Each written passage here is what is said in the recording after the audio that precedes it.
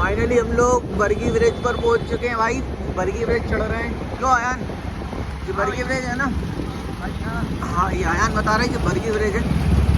तो हम लोग यहाँ से जा रहे हैं सिंहपुर चौराहे। सिंहपुर चौराहे आएंगे ना? सिंहपुर चौराहे, हाँ, यहाँ से सिंहपुर चौराहे पड़ेगा। सिंहपुर चौराहे के बाद भाई वो जनपद चौराहे है ना? सिंहपुर चौराहे से नहीं चलेंगे, नहीं भाई, सिंहपुर चौराहे से चलेंगे भाई। सिंहपुर चौराहे से समझा करो, यहाँ पर क्या है, कीचड़ वगैरह ऑफ रोड है ना भाई, तो वहाँ पर कीचड़ होने की संभावना ज़्यादा है।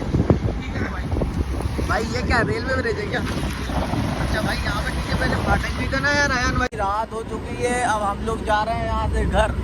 भाई हम लोगों का ब्लॉग यहीं पे, अब हम लोग ब्लॉग ड्रॉप कर रहे हैं भाई। लाइक करें, सब्सक्राइब करें और साथ में शेयर करें। हमारे साथ शहर की मशहूर नाले दो बैठी हुई हैं। एक का नाम है आयान और दूसरे का नाम है बाबू।